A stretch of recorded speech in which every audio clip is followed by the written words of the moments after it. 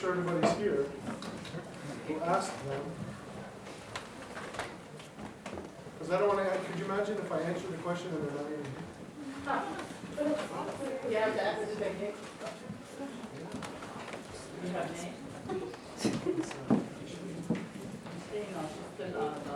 See? Then why would I answer the question?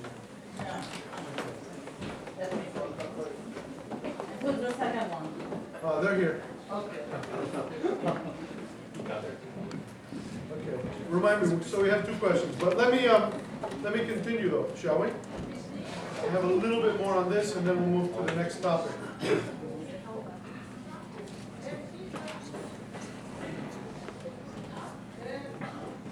Okay, refresher. Everything blessed and holy and glorified, everything that gives life comes through the cross. And there is no other way. No other way. Can I say that any other way? Only through the cross does joy come into all the world. Without the cross, no joy, no peace, no love, no life, no nothing. Only darkness and death. By the way, that's why Satan tried so hard to tempt Christ not to take the cross. Remember in the garden? He tried to tempt him so hard because he knows the power of this weapon. He tried to tempt him, take this cup away from me. We sing, even on Pascha night, like I said, through the cross, joy has come into all the world. Through the cross, death is swallowed up. So what does that mean for us in our life? Simply put, it means to love. I'm going to give you one practical thing right away. One practical thing. When you have doubt or don't know what to do in a certain relationship or situation or whatever, always turn to love. Always. Turn to the sacrificial love of Christ. So, forgive me if you've heard this before, but, so we have like young people here. It's very important for young people and for every age. So did you ever have a young man, ladies? They come to you and they say, I love you. Something like that? Let me ask you. No, they've never. Good. Good. God bless them. Did you believe them? Here's the question. Here's the question. When someone says, Carla, you need to hear this. Sit down.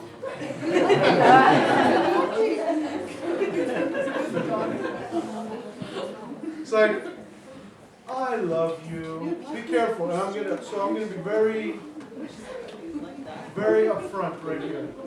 Oftentimes when people in the world, especially young people, especially young men, say, I love you, what they're saying is, I love me, and I want you. I love me, and I want you. So you have to test them. My daughter Tatiana, this is one of the things that after she had that big conversion, she started asking people. She said, oh yeah? She said, okay, if you love me so much, do you love me more than you love yourself? So I can tell you to do anything and you'll do it because you love me so much. And I said, wow, you've become quite the young lady. I think I would be afraid to go anywhere with you. But that's good. That's the kind of criterion like this. Do you love me that much? Somebody says to you, I love you. Say, that much? Don't get married to anybody unless they love you that much. If they're willing to die for you, if they're willing, first of all, to give their life completely to you, you're approaching it. But if they're just looking, for something for themselves, you can see that in a minute. Ladies especially, but young men too, if you see the quality of sacrificial, humble love, first of all, that's a very practical thing. It's very practical. I don't sense in you that you really love me. Show me. Show me that you're willing to give your life for me. And by the way, it's not just married love, and it's like our friendships, all of our relationships. Do we really have that kind of quality in our practical relationships? First of all, we have to know what equality means. We have to understand and experience the life-giving nature of the cross.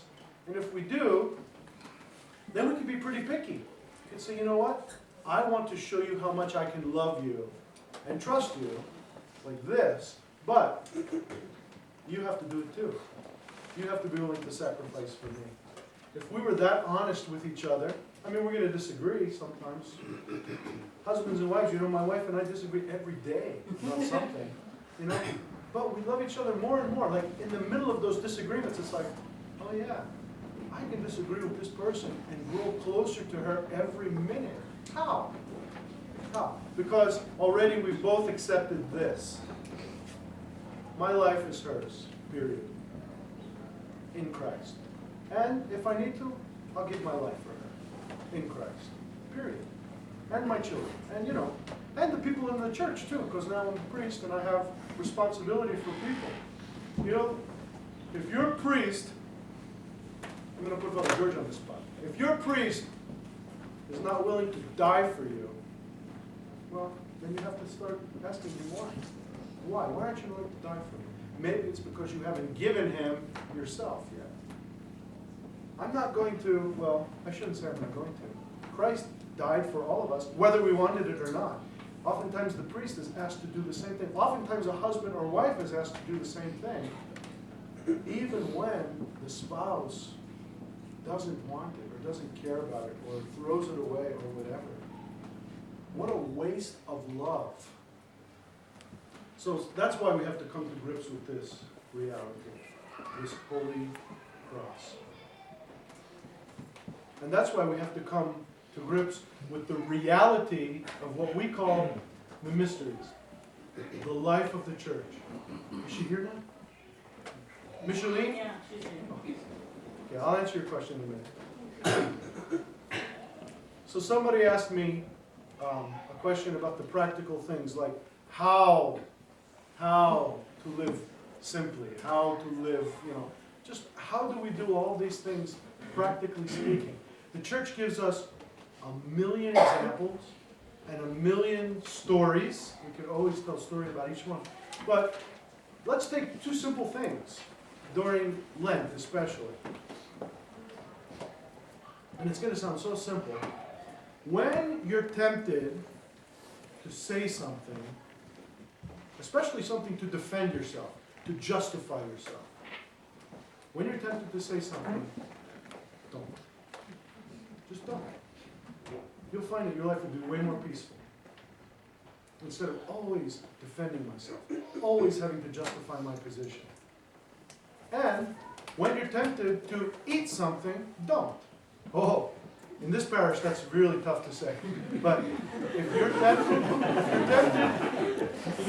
to eat something, don't. If you're tempted to do something, you know, for yourself, don't.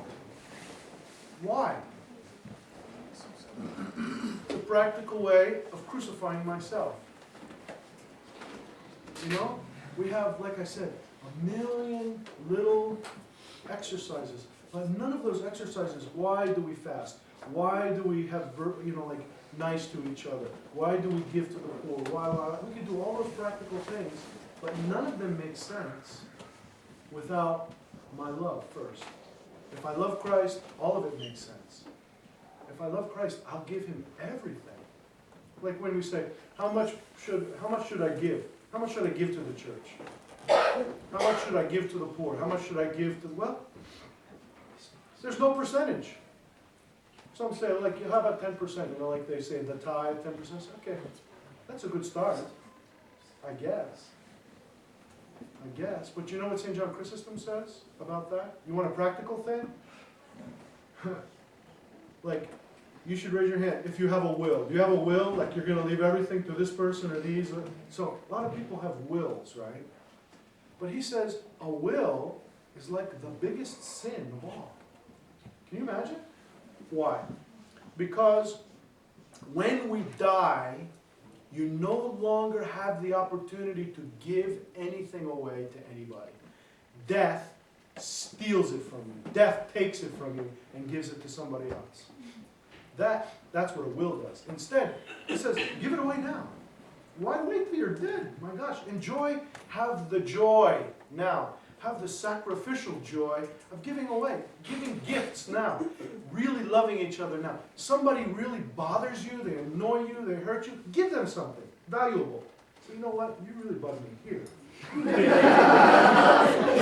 Makes me feel good about you.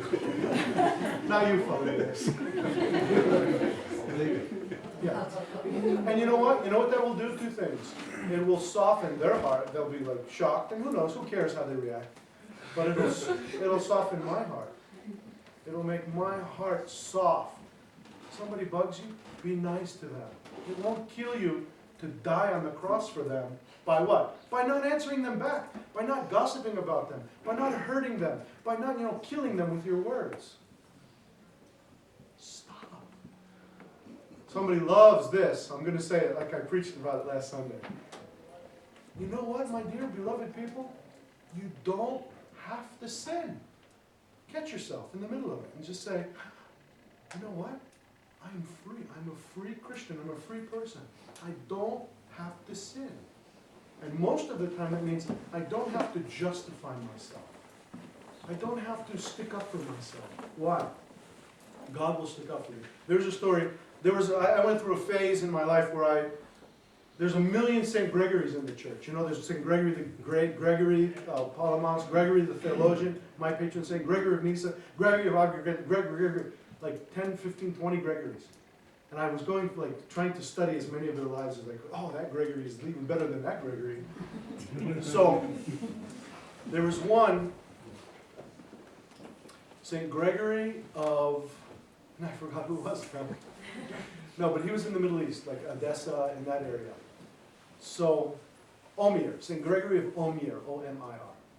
And one time, he was confronted, he was very holy, very special. He came to his church there. There were 2 Christians and all the rest of the population was Jewish. And by the time he left there were 2 Jews left and all the rest of the population were Christian.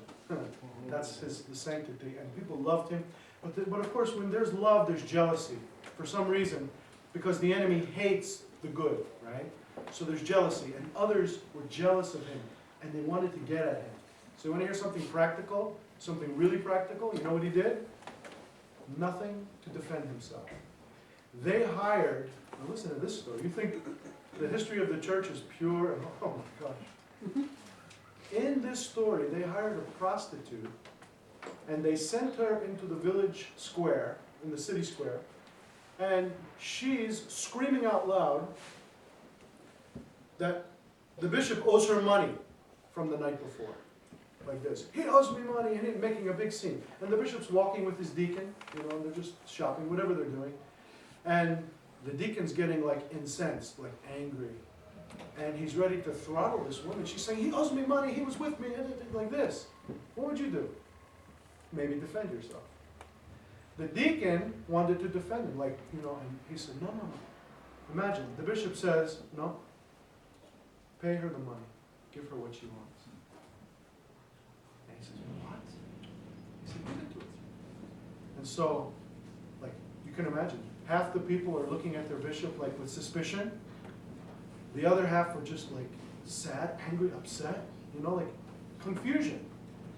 The minute the deacon puts the coin into her hand, right, she falls on the ground and she starts foaming at the mouth and going into a convulsion, flipping out, we say, right, just losing it.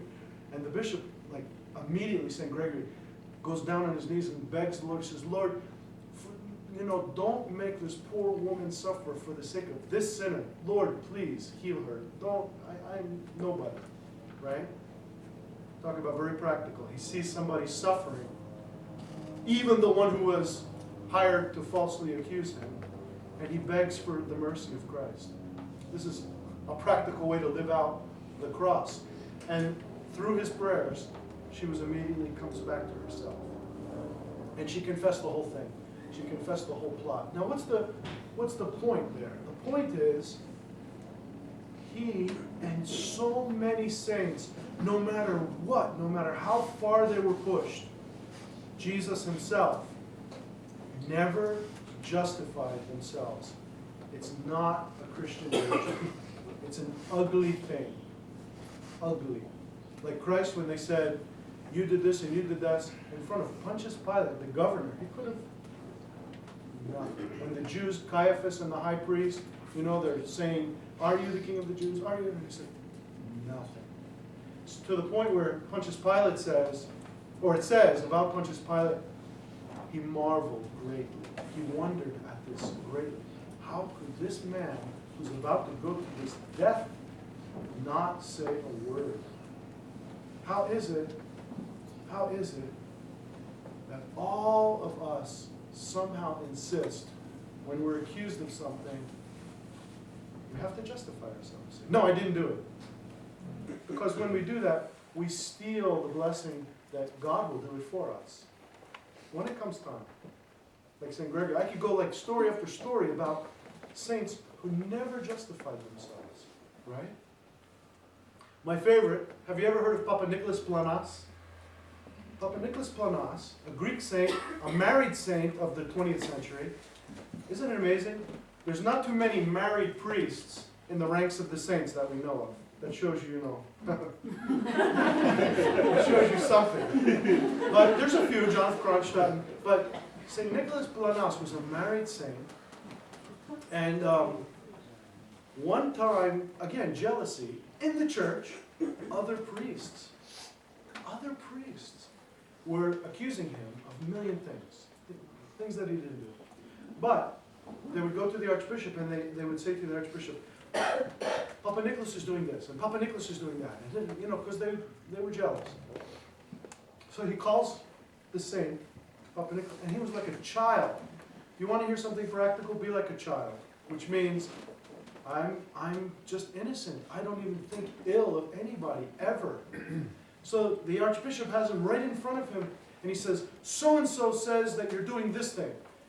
And Papa Nicholas looks and he says, no, you must be mistaken. He would never say that. He's a good person.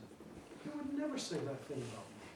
I think maybe, Your Grace, you heard it the wrong way. And he says, well, what about so-and-so? He said this. He says, no, now I know you're mistaken because he's a saint. He would never say anything like that. Maybe you're not hearing. Like, he goes one at a time, 3, 4, 5 accusations. No, I don't believe they would say that. They're good, they have a good heart. And the archbishop, you know, Greeks, I guess they're like Arabs. They get a little frustrated. And he says, he's good, everybody's good, everybody's good. You know, the whole world is good. Next you'll be telling me the devil's good. And he says, the devil? He's the best. He's the best. And he said, the best? What do you mean he's the best? He says, without him, nobody would be saved. Without the devil, nobody would be saved. Do you want to be like a saint? Do you want to be like God? Then be like that. Be like that. Where I can't even think evil about anyone. You know, we hear the Beatitudes. I think sometimes we get immunized against the teachings of Christ because we hear the Beatitudes all the time. St. John Chrysostom interprets the one Beatitude, blessed are the pure of heart, the pure in heart, for they shall see God. Do you know what he says about that when he interprets that? He says, the pure in heart, in order to see God, they don't even recognize evil when they see it. Now think about it. Think about a small child, a 2-year-old or something. Like they see something evil, and God forbid, we know what happens, that some evil is done to them. They don't understand it. We have to become like that, you know? Because otherwise we're going to be polluted by the evil. We're going to be harmed and hurt by the evil, force, whatever it is. And he says we have to become, Christ himself said, he put a little child in the middle and he said, you have to become like that little child if you want to get into the kingdom of heaven. And if you want to become like that little child, don't look for evil. Don't even recognize it. It's not worth your time. Because even one precious second taken away from my time with Christ is too much. I'll tell you a book, if you want to read a good book. So I'm not hawking books, but here's a good one. There's an elder who's now a saint of the church, recently canonized. Porphyrios. You know the elder Porphyrios? Yes. There's a great book, Wounded by Love. Don't you love that phrase? Wounded by love.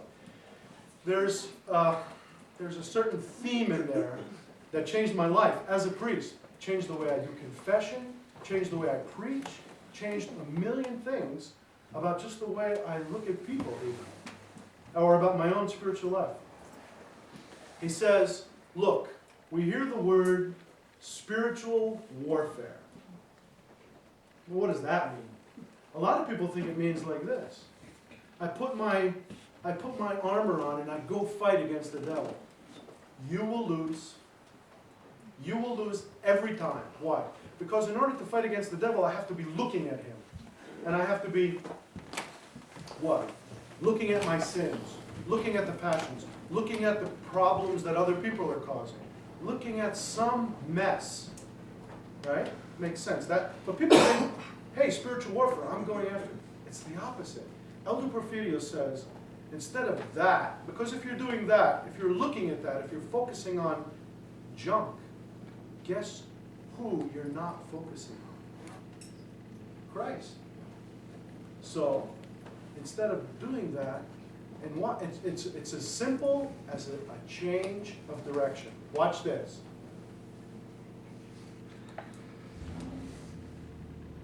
Changes everything. Now, my focus is on Christ. And where's the evil? Whatever it is, whatever my sin or my sickness or my sadness, my hurt, it's back here.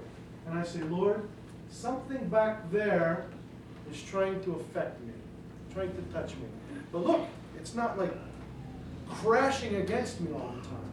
It's nipping at my heels, maybe, like a bug, like a mosquito. It's nothing. It's like, Lord, please take care of that for me because I don't want to take my focus off of you even for a second. You see? That changed my life. I said, oh my gosh. We don't have to go after all of these evils in our life. We have to direct our love and our life to Christ and let Him take care of everything. The evil and everything. That's spiritual warfare. Spiritual warfare is turning your back on evil. I never knew that. I had to learn that, from a blessed saint of the church. But Christ teaches, all the saints teach that. It's just that we think we can do better ourselves. We think we can, what's the word? Be in control. Have you ever been in control of your life, really? Really in control. Well, that's another speech. Okay, all right. Let me answer a question. We'll continue to answer that one, like how to practically live out these teachings. Remember what I said? When you're tempted to talk, don't. Bishop Joseph, then Bishop Joseph, now Metropolitan Joseph, said one time to me, like 20 years ago, he said, do you know, if you eat too much, you get sick.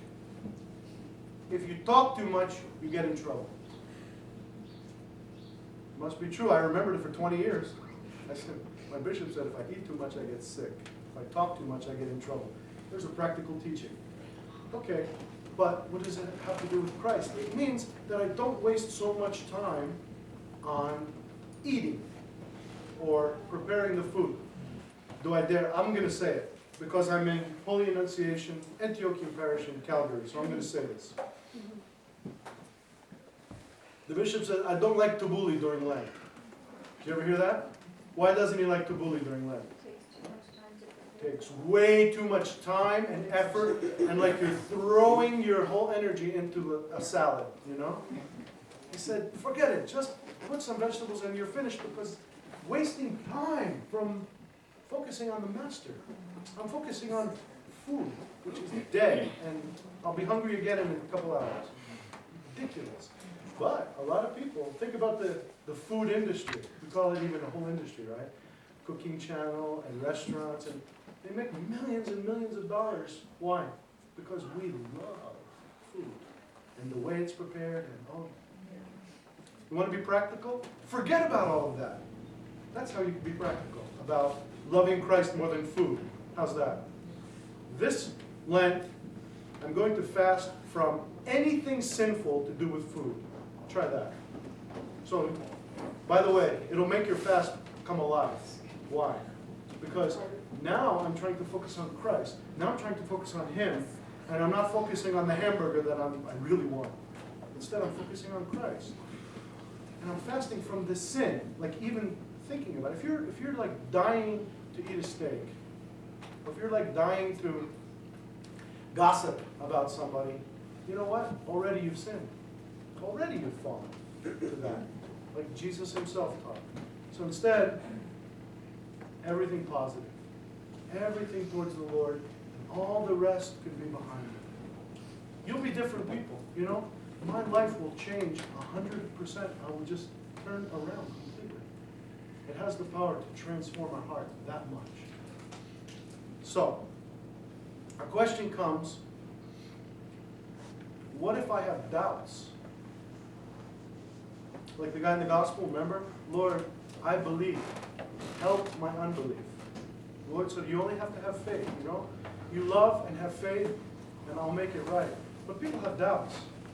I mean, people here have doubts. They doubt, you know, even, and it's easy in the Orthodox Church because we have such a profound belief, like in the Holy Mysteries, for instance. We believe. Now just imagine this. How crazy is this? We believe that God became a man. That takes an incredible amount of faith and hope and love to believe that. And yet there are some Christians that can't go another step and say, we believe that when He suffered and died and poured Himself out on the cross for us, you know, He gave us His body and blood to participate in forever. Forever. And in a physical way, in a sacramental way, even in this life.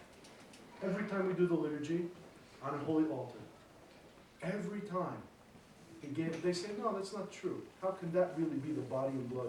It's not really flesh and blood. I can't scientifically see it. I can only see wine and bread and da-da-da. So I'll tell you a story. Because some things are best answered by stories. It proves the point, or it illustrates the point. So there was a story of a monk one time who struggled with that same question.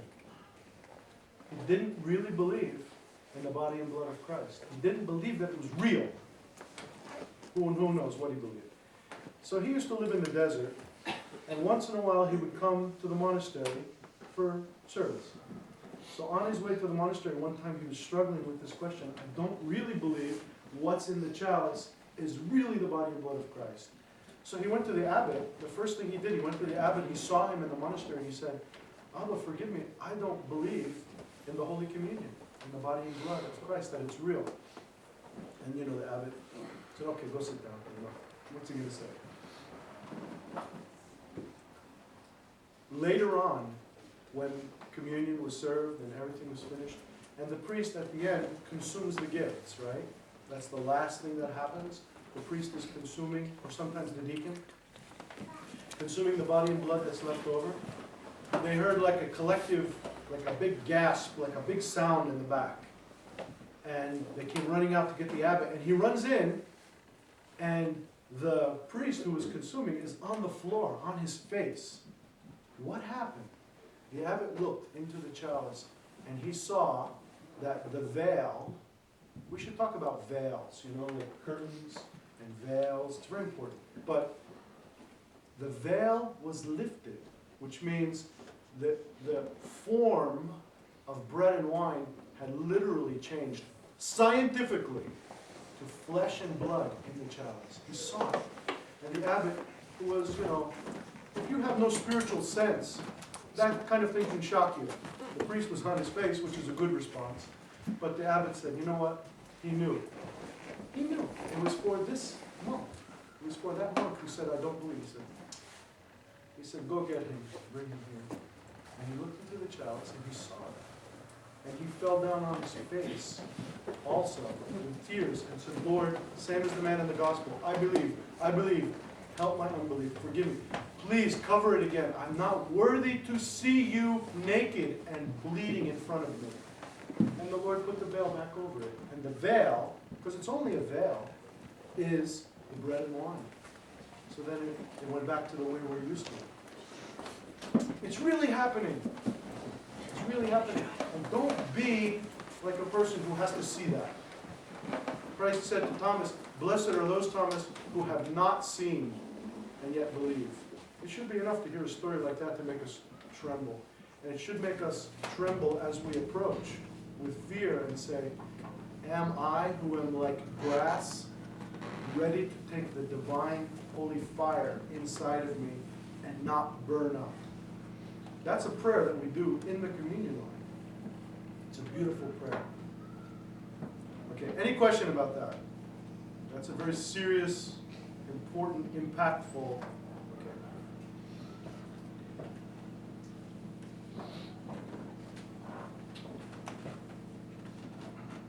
So we finished a couple of things on the cross. You know, we wear crosses all the time. The cross is like our protection. It's like our holy armor, if you will. So there was a story one time, I heard this story about a nun. She was like, she had some special gifts. You could say she was a little bit clairvoyant or something. But she would gather people and talk. Just, you know, she had like a little group that would gather every once in a while. And one time she decided she was going to go right down the line, like this, in front of each one, and just give them a little word, without them having to confess anything, not opening their mouth. But she told them something, each of them, something that they needed. And at the end of the line was a priest monk from Mount Athos. And everybody's wondering, uh-oh, when she gets to Father Ignatius, was his name. When she gets to Father Ignatius, oh my gosh, what's she going to say? Because he's very holy. They couldn't wait, you know. So they go one, everything. And then she gets to Father Ignatius at the end, and she gets embarrassed, you know, because he's a good, she said, forgive me, Father, and forgive me, but you should never take off your cross. Forgive me, like that. And he says, his mother was there too, and he says to his mother, how did she know that my cross broke, my chain broke, and it fell off, and I didn't have it on anymore? How did she know that, you know? Because we wear our cross all the time. It's given to us at baptism, and we never take it off. For us, it's very special. I had a seminary professor who taught, or who told us a story. I know you never heard this story, so this is good. He said, Jehovah's Witness came to his door one time, right? Did that ever happen to you? Yeah.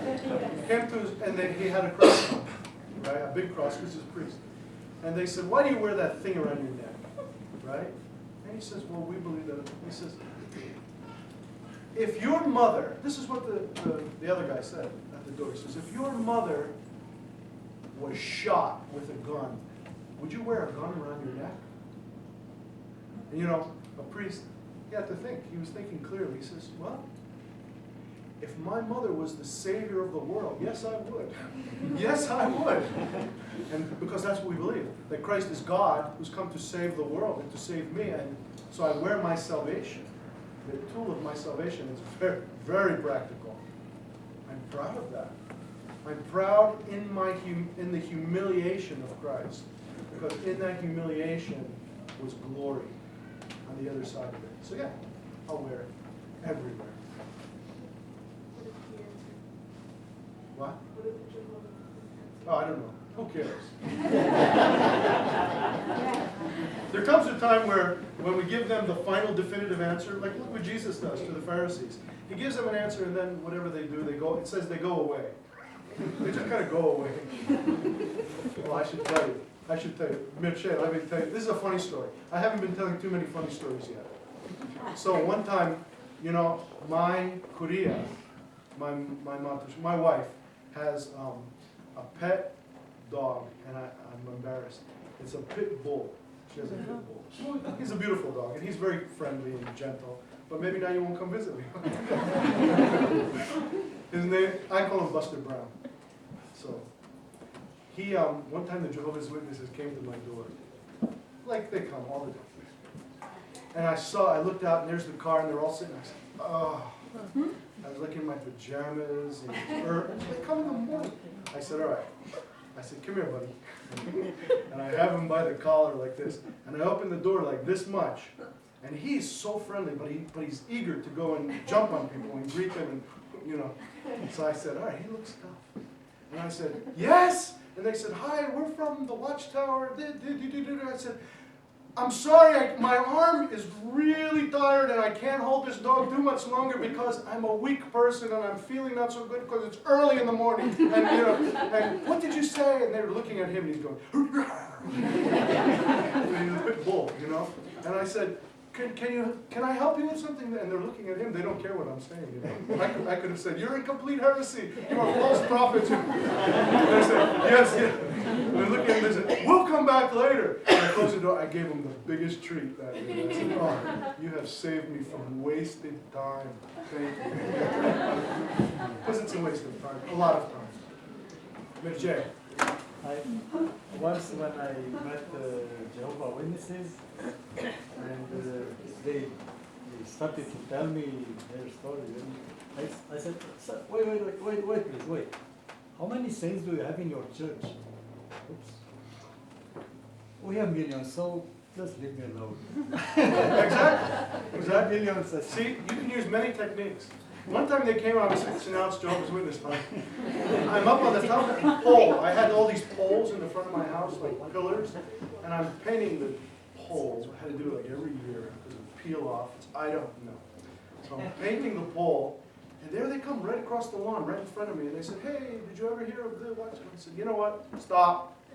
I said, there's another ladder in the garage. There's a can of paint. There's a brush. Climb that ladder and paint that pole next to me, and I'll talk to you all the live long day. Do you have time? And they said, well, no, we can't do it. I said, goodbye. Because it's a waste of time. Sometimes you have to know there's 3 different kinds of people in the gospel that Jesus identifies, right? There are, let me see if I can get this straight.